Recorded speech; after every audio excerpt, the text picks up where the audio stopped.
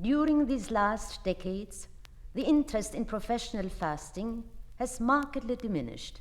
It used to pay very well to stage such great performances under one's own management, but today that is quite impossible. We live in a different world now. At one time, the whole town took a lively interest in the hunger artist. From day to day of his fast, the excitement mounted. Everybody wanted to see him at least once a day. There were people who bought season tickets for the last few days and sat from morning till night in front of his small barred cage. Even in the night time there were visiting hours when the whole effect was heightened by torch flares. On fine days, the cage was set out in the open air, and then it was the children's special treat to see the hunger artist.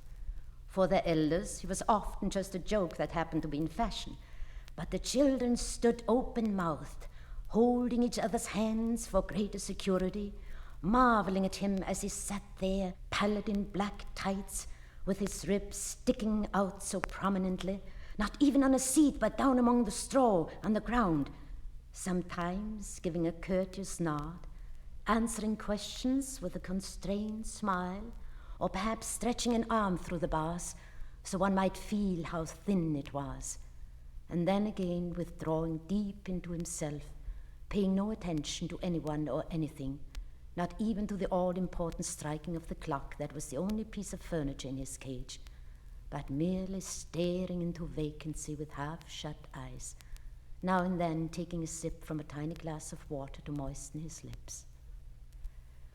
Besides casual onlookers, there were also relays of permanent watchers selected by the public, usually butchers, strangely enough, and it was their task to watch the hunger artist day and night, 3 of them at a time, in case he should have some secret recourse to nourishment.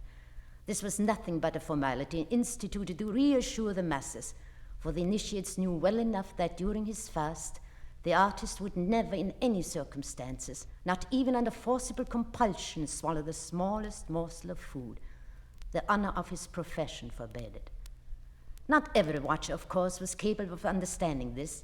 There were often groups of night watchers who were very lax in carrying out their duties and deliberately huddled together in a retired corner to play cards with great absorption, obviously intending to give the hunger artist a chance of a little refreshment, which they supposed he could draw from some private hoard. Nothing annoyed the artist more than such watchers. They made him miserable. They made his fast seem unendurable. Sometimes he mastered his feebleness sufficiently to sing during the watch for as long as he could keep going, to show them how unjust their suspicions were. But that was of little use. They only wondered at his cleverness in being able to fill his mouth even while singing. Much more to his taste were the watchers who sat close up to the bars, who were not content with the dim night lighting of the hall, but focused him in the full glare of the electric pocket torch given them by the impresario. The harsh light did not trouble him at all. In any case, he could never sleep properly, and he could always drowse a little, whatever the light, at any hour, even when the hall was thronged with noisy onlookers. He was quite happy at the prospect of spending a sleepless night with such watchers. He was ready to exchange jokes with them, to tell them stories out of his nomadic life, anything at all to keep them awake and demonstrate to them again that he had no eatables in his cage, and that he was fasting as not one of them could fast. But his happiest moment was when the morning came, and an enormous breakfast was brought them, at his expense, on which they flung themselves with the keen appetite of healthy men after a weary night of wakefulness. Of course, there were people who argued that this breakfast was an unfair attempt to bribe the watchers, but that was going rather too far. And when they were invited to take on a night's vigil without a breakfast, merely for the sake of the cause, they made themselves scarce, although they stuck stubbornly to their suspicions. Such suspicions, anyhow, were a necessary accompaniment to the profession of fasting. No one could possibly watch the hunger artist continuously, day and night, and so no one could produce first-hand evidence that the fast had really been rigorous and continuous. Only the artist himself could know that. He was therefore bound to be the sole, completely satisfied spectator of his own fast. Yet, for other reasons, he was never satisfied. It was not perhaps mere fasting that had brought him to such skeleton thinness that many people had regretfully to keep away from his exhibitions, because the sight of him was too much for them. Perhaps it was dissatisfaction with himself that had worn him down, for he alone knew, what no other initiate knew, how easy it was to fast. It was the easiest thing in the world. He made no secret of this, yet people did not believe him. At the best, they set him down as modest. Most of them, however, thought he was out for publicity, or else was some kind of cheat who found it easy to fast because he had discovered a way of making it easy, and then had the impudence to admit the fact, more or less. He had to put up with all that, and in the course of time had got used to it. But his inner dissatisfaction always rankled, and never yet, after any term of fasting, this must be granted to his credit, had he left the cage of his own free will. The longest period of fasting was fixed by his impresario at 40 days. Beyond that term he was not allowed to go, not even in great cities, and there was good reason for it too. Experience had proved that for about 40 days the interest of the public could be stimulated by a steadily increasing pressure of advertisement, but after that the town began to lose interest. Sympathetic support began notably to fall off. There were, of course, local variations as between one town and another or one country and another, but as a general rule, 40 days marked the limit. So, on the 40th day, the flower-bedecked cage was opened. Enthusiastic spectators filled the hall, a military band played, 2 doctors entered the cage to measure the results of the fast, which were announced through a megaphone, and finally 2 young ladies appeared, blissful at having been selected for their honor, to help the hunger artist down the few steps leading to a small table on which was spread a carefully chosen invalid repast. And at this very moment, the artist always turned stubborn. True, he would entrust his bony arms to the outstretched helping hands of the ladies bending over him, but stand up he would not. Why stop fasting at this particular moment, after 40 days of it? He had held out for a long time, an illimitably long time. Why stop now, when he was in his best fasting form, or rather, not yet quite in his best fasting form? Why should he be cheated of the fame he would get for fasting longer, for being not only the record hunger artist of all time, which presumably he was already, but for beating his own record by a performance beyond human imagination, since he felt that there were no limits to his capacity for fasting? His public pretended to admire him so much. Why should it have so little patience with him? If he could endure fasting longer, why shouldn't the public endure it? Besides, he was tired. He was comfortably sitting in the straw, and now he was supposed to lift himself to his full height and go down to a meal, the very thought of which gave him a nausea that only the presence of the ladies kept him from betraying, and even that with an effort. And he looked up into the eyes of the ladies, who were apparently so friendly, and in reality so cruel, and shook his head, which felt too heavy on its strengthless neck. But then there happened yet again what always happened. The impresario came forward without a word, for the band made speech impossible, lifted his arms in the air above the artist, as if inviting heaven to look down upon its creature here in the straw, this suffering martyr, which indeed he was, although in quite another sense, grasped him around the emaciated waist with exaggerated caution, so that the frail condition he was in might be appreciated, and committed him to the care of the blenching ladies, not without secretly giving him a shaking, so that his legs and body tottered and swayed. The artist now submitted completely. His head lolled on his breast as if it had landed there by chance. His body was hollowed out. His legs, in a spasm of self-preservation, clung close to each other at the knees, yet scraped on the ground as if it were not really solid ground, as if they were only trying to find solid ground.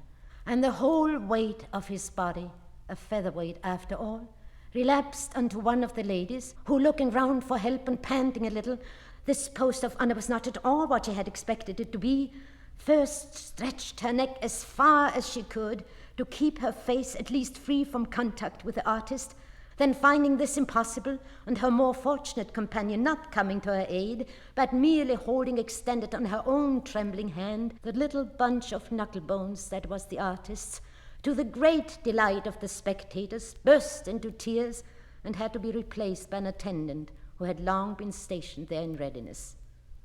Then came the food, a little of which the impresario managed to get between the artist's lips while he sat in a kind of half-fainting trance to the accompaniment of cheerful patter designed to distract the public's attention from the artist's condition. After that, a toast was drunk to the public, supposedly prompted by a whisper from the artist in the impresario's ear. The band confirmed it with a mighty flourish, the spectators melted away, and no one had any cause to be dissatisfied with the proceedings. No one, except the hunger artist himself. He only, as always. So he lived for many years, with small regular intervals of recuperation, in visible glory, honored by the world, yet in spite of that, troubled in spirit, and all the more troubled because no one would take his troubles seriously. What comfort could he possibly need? What more could he possibly wish for? And if some good-natured person, feeling sorry for him, tried to console him by pointing out that his melancholy was probably caused by fasting, it could happen, especially when he had been fasting for some time, that he reacted with an outburst of fury and to the general alarm began to shake the bars of his cage like a wild animal. Yet the impresario had a way of punishing these outbreaks, which he rather enjoyed putting into operation. He would apologize publicly for the artist's behavior, which was only to be excused, he admitted, because of the irritability caused by fasting, a condition hardly to be understood by well-fed people. Then by natural transition, he went on to mention the artist's equally incomprehensible boast that he could fast for much longer than he was doing. He praised the high ambition, the goodwill, the great self-denial undoubtedly implicit in such a statement, and then quite simply countered it by bringing out photographs, which were also on sale to the public, showing the artist on the 40th day of a fast lying in bed almost dead from exhaustion. This perversion of the truth, familiar to the artist though it was, always unnerved him afresh and proved too much for him. What was a consequence of the premature ending of his fast was here presented as the cause of it. To fight against this lack of understanding, against a whole world of non-understanding, was impossible. Time and again, in good faith, he stood by the bars listening to the impresario, but as soon as the photographs appeared, he always let go and sank with a groan back onto his straw, and the reassured public could once more come close and gaze at him. A few years later, when the witnesses of such scenes called them to mind, they often failed to understand themselves at all, for meanwhile, the aforementioned change in public interest had set in. It seemed to happen almost overnight. There may have been profound causes for it, but who was going to bother about that? At any rate, the pampered hunger artist suddenly found himself deserted one fine day by the amusement seekers who went streaming past him to other more favorite attractions. For the last time, the impresario hurried him over half Europe to discover whether the old interest might still survive here and there. All in vain. Everywhere, as if by secret agreement, a positive revulsion from professional fasting was in evidence. Fasting would surely come into fashion again at some future date, yet that was no comfort for those living in the present. What then was the hunger artist to do? He had been applauded by thousands in his time, and he could hardly come down to showing himself in a street booth at village fairs, and as for adopting another profession, he was not only too old for that, but too fanatically devoted to fasting. So he took leave of the impresario, his partner in an unparalleled career, and hired himself to a large circus. In order to spare his own feelings, he avoided reading the conditions of his contract. A large circus, with its enormous traffic in replacing and recruiting men, animals, and apparatus, can always find a use for people at any time, even for a hunger artist, provided, of course, that he does not ask too much. And in this particular case, anyhow, it was not only the artist who was taken on, but his famous and long-known name as well. Indeed, considering the peculiar nature of his performance, which was not impaired by advancing age, it could not be objected that here was an artist past his prime, no longer at the height of his professional skill, seeking a refuge in some quiet corner of a circus. On the contrary, the hunger artist averred that he could fast as well as ever, which was entirely credible.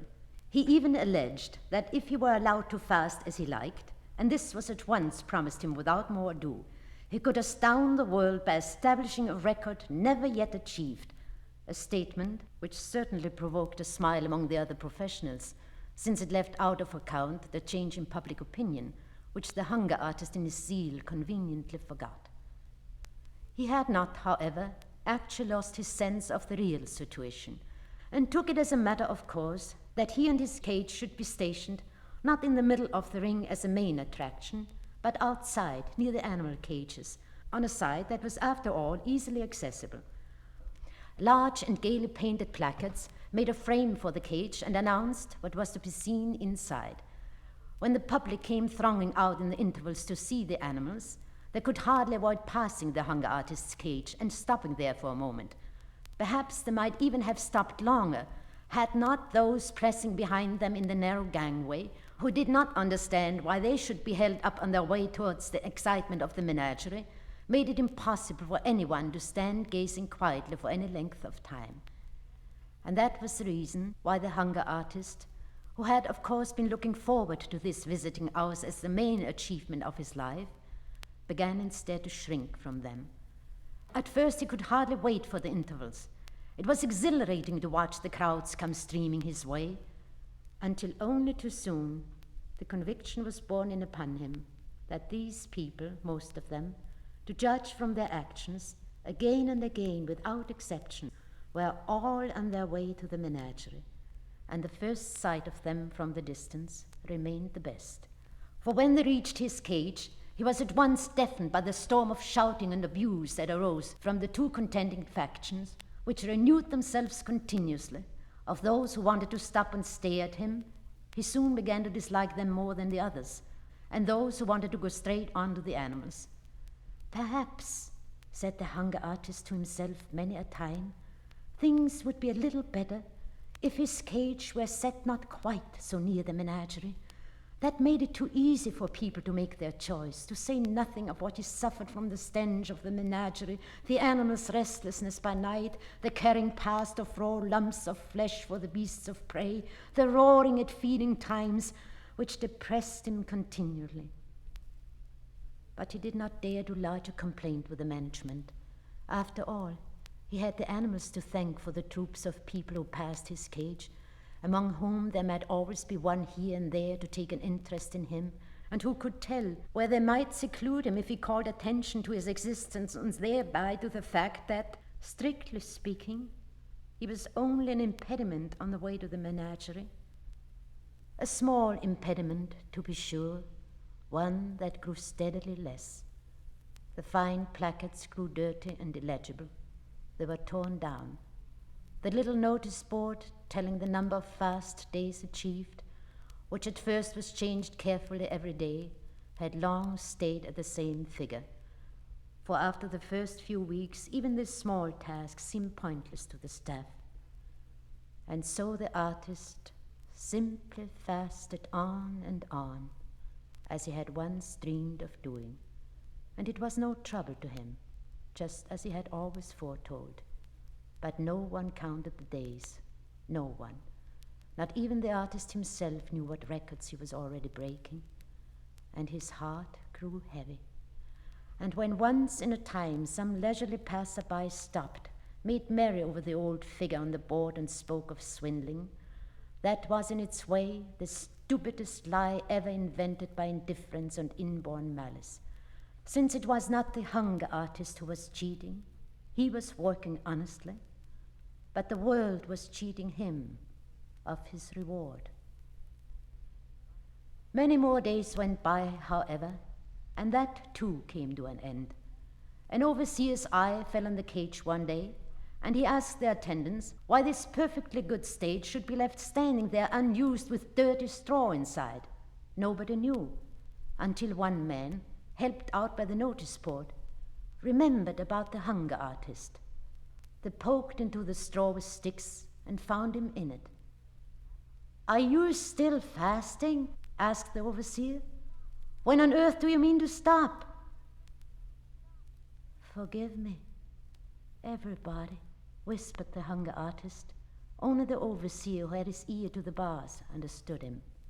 "Of course," said the overseer, and tapped his forehead with a finger to let the attendants know what state the man was in. "We forgive you." "I always wanted you to admire my fasting," said the hunger artist. "We do admire it," said the overseer affably. "But you shouldn't admire it," said the hunger artist. "Well, then we don't admire it," said the overseer. "But why shouldn't we admire it?" "Because I have to fast. I can't help it," said the hunger artist. "What a fellow you are," said the overseer. "And why can't you help it?" "Because," said the hunger artist, lifting his head a little and speaking, with his lips pursed as if for a kiss, right into the overseer's ear, so that no syllable might be lost. "Because I couldn't find the food I liked. If I had found it, believe me, I should have made no fuss and stuffed myself like you or anyone else." These were his last words, but in his dimming eyes remained the firm, though no longer proud, persuasion that he was still continuing to fast. "Well, clear this out now," said the overseer, and they buried the hunger artist, straw and all. Into the cage they put a young panther.